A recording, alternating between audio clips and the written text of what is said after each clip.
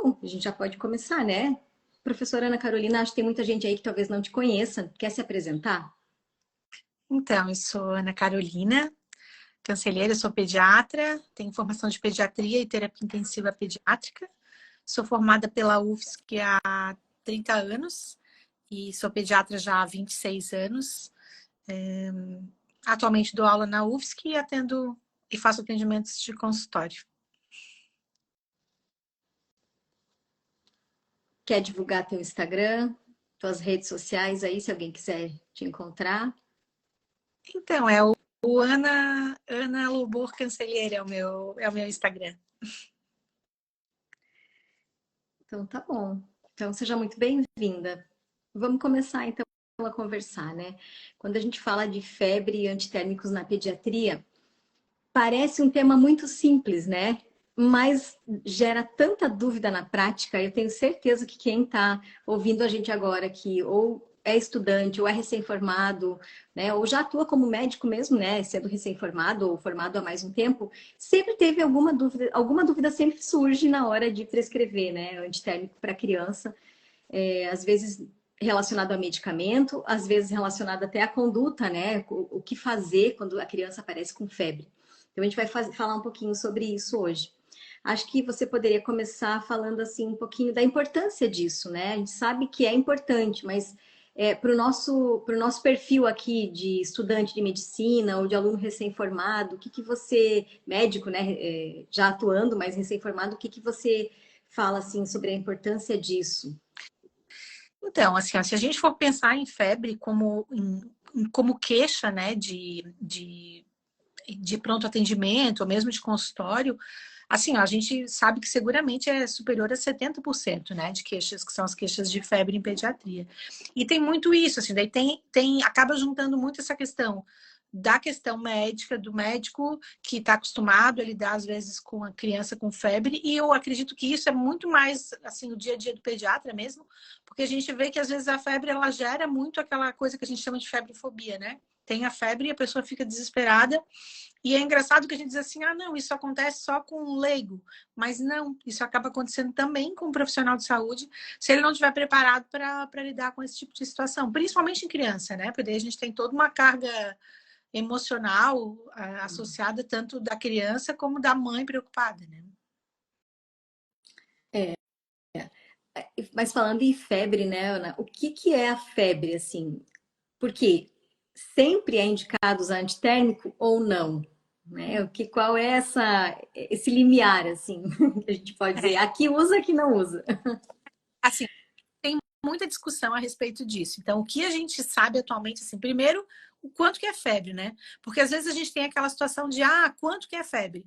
Tem definições que são um pouquinho diferentes, mas elas não são completamente discrepantes. Então, eles falam assim, a maioria das definições é a partir de 37,3 ou 37,5 de temperatura. Daí tem a diferença de onde é que eu vou medir a temperatura. Então, a temperatura retal, ela habitualmente ela é mais elevada. Mas no Brasil, a gente tem muito pouco hábito de usar, de medir a temperatura retal. No Brasil, que usa mais a temperatura axilar realmente. Daí a gente vai pegar esse meio termo entre 37,3 e 37,5 como sendo a febre já em elevação, né? E assim, ela nada mais é do que um mecanismo de defesa. Então, entrou algum agente no organismo que vai determinar um processo inflamatório e que vai determinar esse aumento de temperatura, né? Então, isso é de dentro para fora. A gente fala, vai lá, entra uma coisa no organismo, libera os pirógenos endógenos daí, né?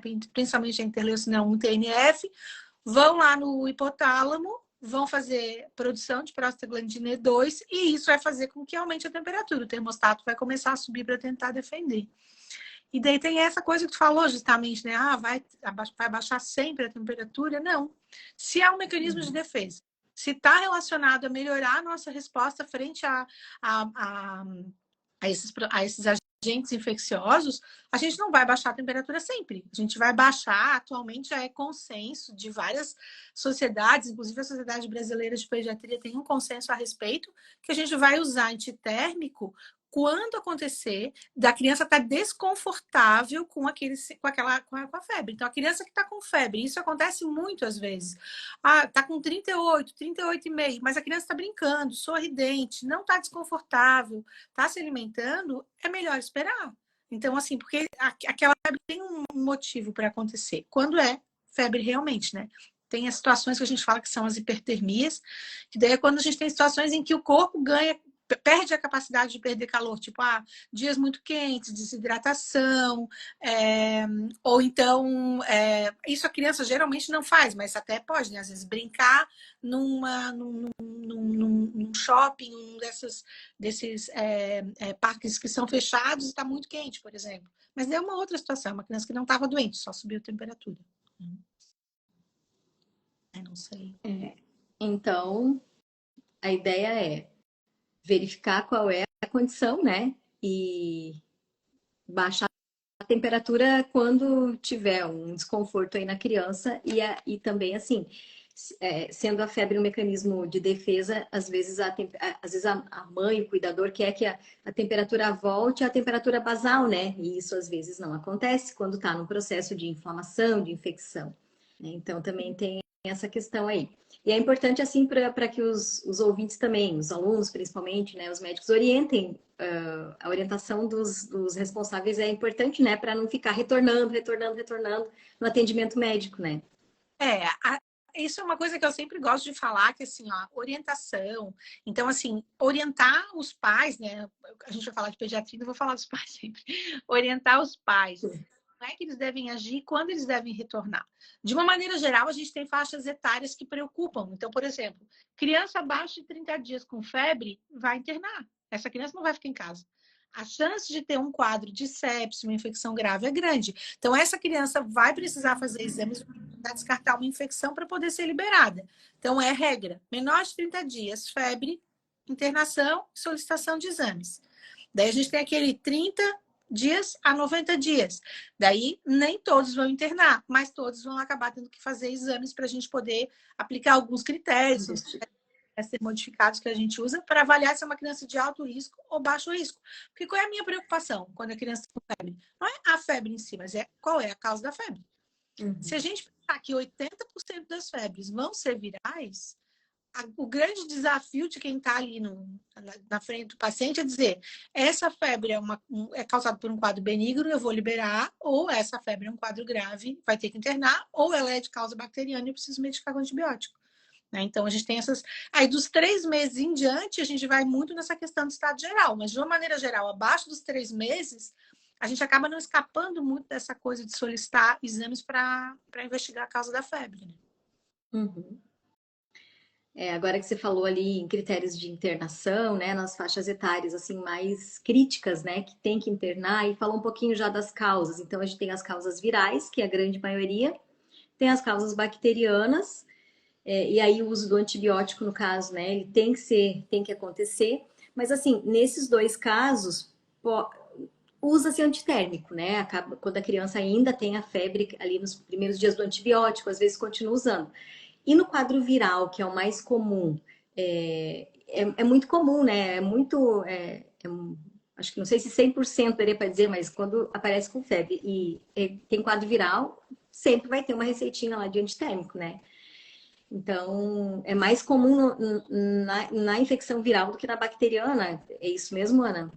É que na verdade o que acontece é que se tu tem uma infecção viral, como a gente não vai ter uma medicação específica, né, para utilizar, pelo menos na maioria das infecções virais, né, a gente tem influenza, que às vezes dá para usar o oseltamivir, às vezes alguma infecção herpética, tu vai usar um aciclovir, mas na maioria das vezes não vai utilizar nada. Então a gente vai usar o que a gente chama que é sintomático, que é para dar conforto se precisar, né? Daí é que tá aquela questão, porque assim, mesmo na bacteriana, a gente vai ter que orientar igual o antitérmico, enquanto o antibiótico não faz efeito, né? E aí tem aquela coisa que a gente que preocupa muito atualmente, que é assim, ó, não fica dando antitérmico de horário para criança. Porque assim, senão a gente perde o parâmetro da febre, que para a gente, como pediatra, para quem está avaliando a criança, vai ser extremamente útil para me dar uma ideia de evolução desse quadro. Então, por exemplo, eu estou dando antitérmico de horário. Daí, como é que a mãe vai saber se aquele quadro está melhorando ou não, se eu estou dando uma medicação para baixar a temperatura o tempo inteiro? E daí acontece uma coisa bem interessante, que assim, esse uso excessivo de antitérmicos, geralmente depois de 24, 48 horas vai fazer hipotermia.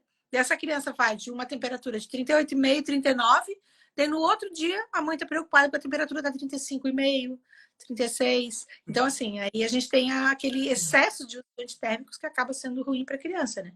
Mas é bem isso, daí sai a receita e normalmente a orientação é ser necessário. E o ser necessário não está atrelado a uma temperatura específica, vai estar atrelado ao estado geral. Então, a criança está bem, está brincando.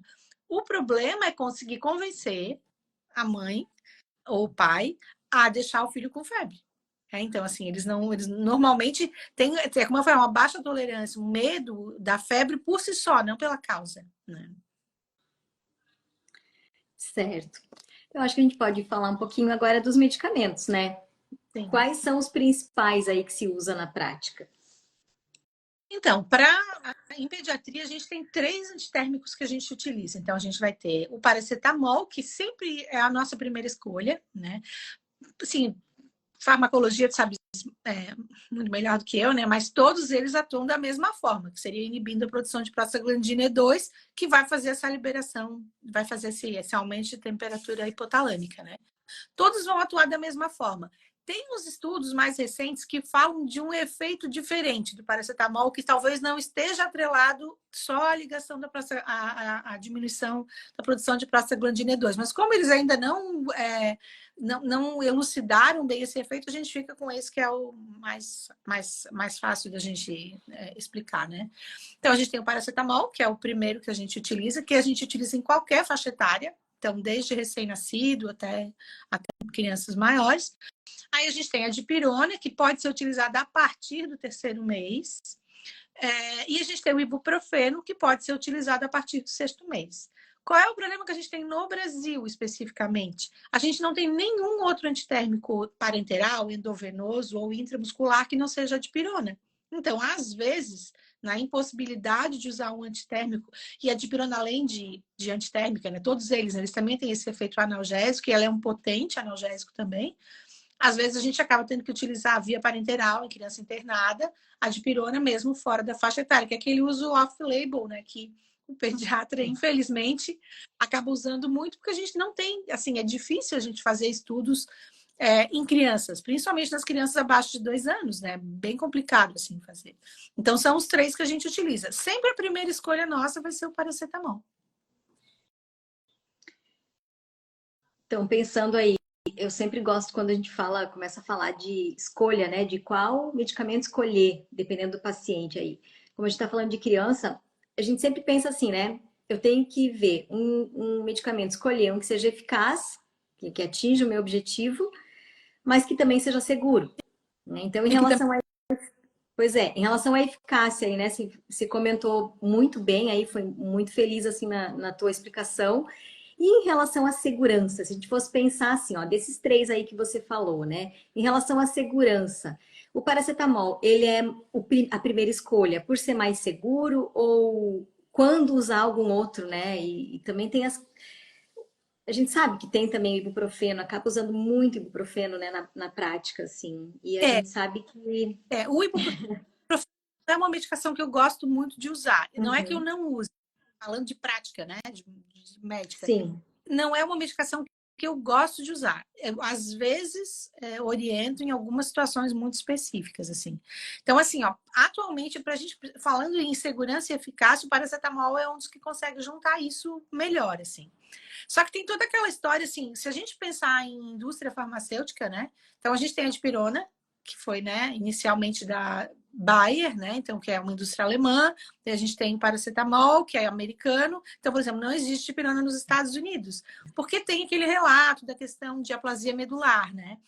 E, assim, acho que tu já deve ter visto, eles comentam muito assim, ó, o Brasil, acho que usa dipirona, é um dos países que mais usa dipirona. E a gente não tem quase relato de aplasia medular. Então, assim, pensar em estudo fase 4, né, com a população em geral de dipirona, a gente tem baixíssimas situações de aplasia medular causada pela dipirona. E sim, como analgésico, e como medicação parenteral é a única opção que a gente tem. Então, continua sendo algo que tem de parenteral para ser utilizado.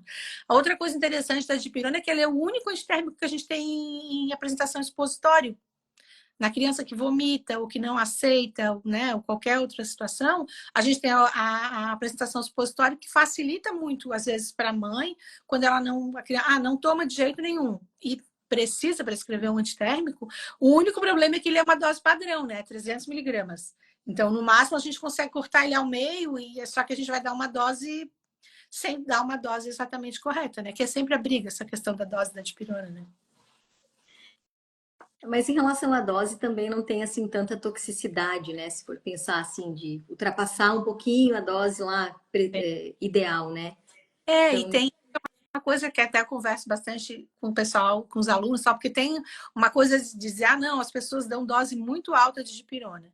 Se a gente for ver os estudos da dipirona, tu tem estudos que falam de 10 até 25 miligramas quilo.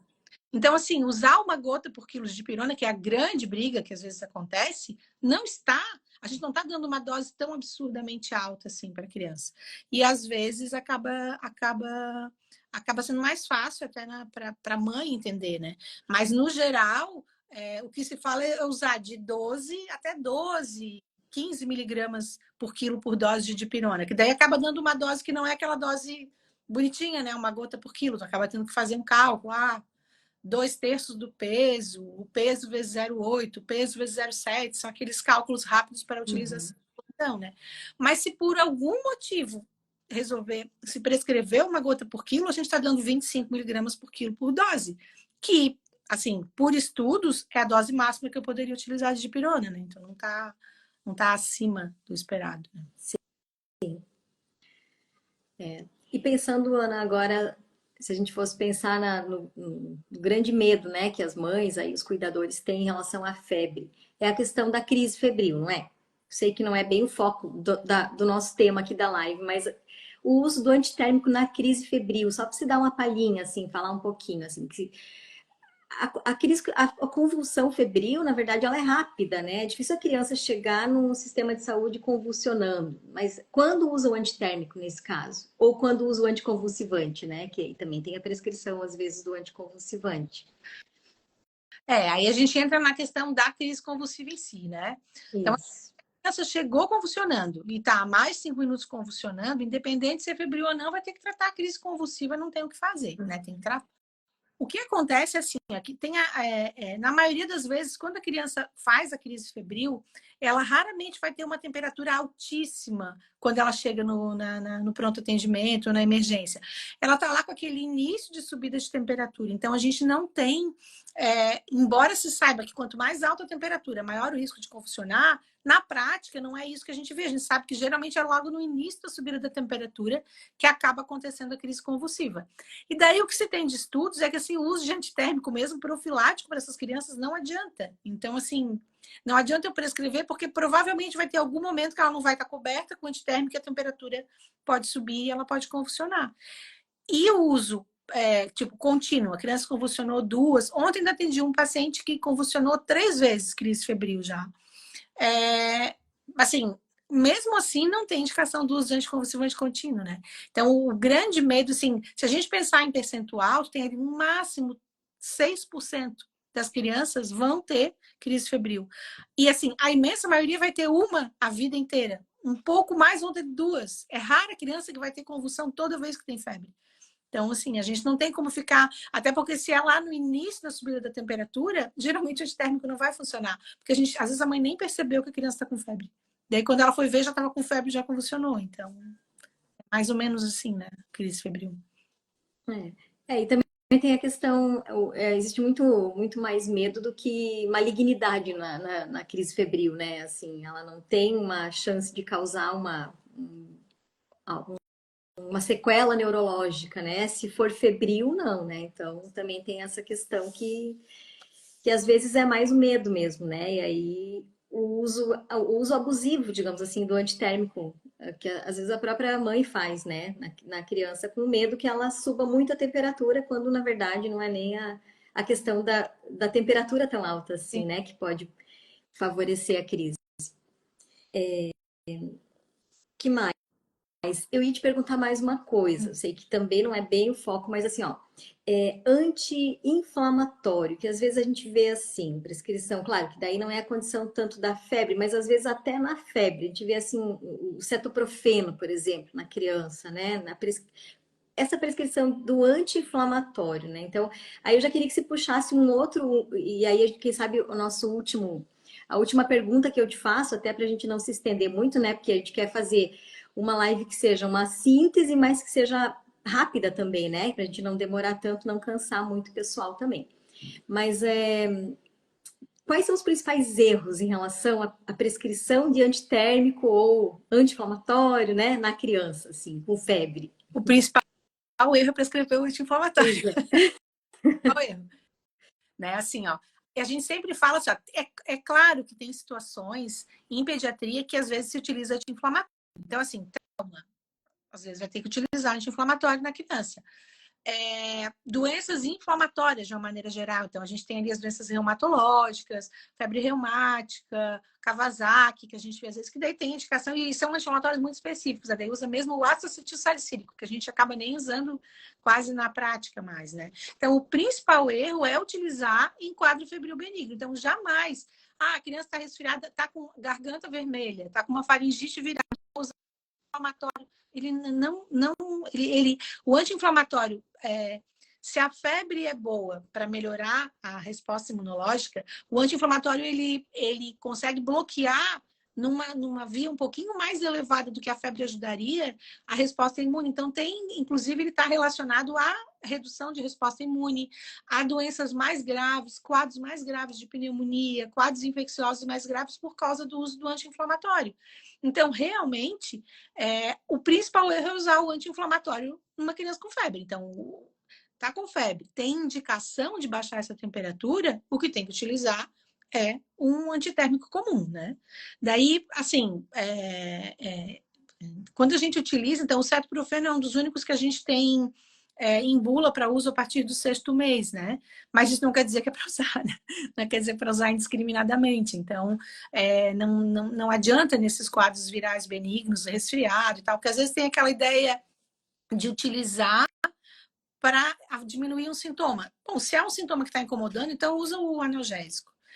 Tem uma coisa que a gente até não tinha combinado de falar, mas que eu acho que às vezes vale a pena, que é a associação de medicamentos no mesmo remédio, né? Então, a gente tem muitos medicamentos ditos antigripais, por exemplo, que a gente tem associação de analgésico, antitérmico, um descongestionante oral e mais algum, às vezes, fluidificante, alguma coisa assim. Aí a gente tem um problema ainda maior, porque às vezes a mãe dá, ou a mãe está dando essa medicação em casa e não fala pra gente, e a gente prescreve um antitérmico para ela usar e ela usa as duas coisas juntas. Daí eu tenho o risco de superdosagem, de intoxicação, e daí a preocupação grande, porque qual é o analgésico que eles põem em todos esses? É paracetamol. Daí eu tenho um grande problema, daí eu posso realmente chegar a uma toxicidade em função de estar usando já uma medicação em casa e a gente acaba prescrevendo. Então, sempre perguntar, isso é uma outra coisa, quando a gente vai prescrever, se a criança está tomando alguma medicação, pode ser a coisa mais boba do mundo. E às vezes faz uma diferença gigante. A gente, acho que você teve, acho que com a Camila, né, sobre antibiótico, mas assim, por exemplo, o uso de acetilcisteína, por exemplo, junto com o antibiótico, a gente diminui a biodisponibilidade do antibiótico, diminui a absorção do antibiótico, se não avisar que não pode dar junto. Né? Então, que tem que dar separado e tal. Então, a mesma coisa com os analgésicos. Então, orientar a forma de tomar, isso é bem importante. Orientar a concentração, isso depois, né, quem vai lidando com isso, assim, eu sempre falo que é interessante a gente ter meio que um que a gente está acostumado a usar, para não ficar prescrevendo, né, em medicamentos que às vezes a gente não conhece, mas se a gente for ver, se for ver o paracetamol, a gente tem 3 formulações, na verdade 4 até, porque a gente tem um paracetamol que é 100 miligramas por ml, um que é 32 miligramas por ml, um que é 160 miligramas por ml e um que é 200 miligramas por ml. E daí? Eu tenho que saber qual que eu prescrevo para ver qual é a dose que eu vou colocar, né? Então, esse acho que o grande cuidado na prescrição. Anti-inflamatório, pouquíssimas indicações de pediatria. Analgésico e antitérmico, prescrever sempre qual é a medicação, qual é a concentração que eu quero e a dose correta para a mãe poder, né, para o paciente poder ser medicado corretamente. A gente não havia falado do paracetamol, mas em relação à segurança, né? Mas ele é muito seguro em doses terapêuticas, né? Mas é isso que você falou. Claro, se estiver usando dois medicamentos que tem uma dosagem de paracetamol, aí vai dar uma superdosagem mesmo, né? Aí a segurança cai. Exatamente. O que é o mais seguro, né? Se a gente for pensar nos antitérmicos, é o mais seguro que a gente tem para uso na criança, na gestante também. Então, ele tem bastante benefício, né? E é um Sim, bom é o que... antitérmico. Então, Não, ele funciona bem, tá? Assim, uhum, tem aquela questão de o paracetamol não funciona tão bem quanto a dipirona. Aí eu vou culpar as apresentações. Porque se a uhum, gente tem. Se você prescreve paracetamol gotas, a gente sabe que quando vai na farmácia, eles podem trocar e dar, ou o próprio paciente pode pedir o mais barato. O paracetamol gotas, a gente tem 160 miligramas por ml e 200. Se eu for querer dar a dose correta, o de 200 miligramas por ml eu vou dar uma gota por quilo. O de 160 eu tenho que dar mais. Daí eu tenho um motivo para uma temperatura que não baixa com o paracetamol, porque está com uma concentração errada, né? uhum. Então, não, mas a dipirona, a mesma coisa a dipirona. E a outra coisa que eles falam bastante, Anne, que eu acho interessante, e eu já falei isso algumas vezes quando eu falei sobre febre em aulas que eu dei, que é o gotejador e a inclinação do frasco. Então, isso é absurdo, mas a gente tem que, né, em pediatria, a gente precisa explicar como é que eu tenho que gotejar o frasco. Porque dependendo da inclinação do frasco, o tamanho da gota é diferente. Daí, em vez de ter 10 miligramas por gota, vai ter 8 miligramas por gota ou vai ter 15 miligramas por gota. Então, É, tem toda a questão da administração do medicamento, né? Que é importante. Muito bom.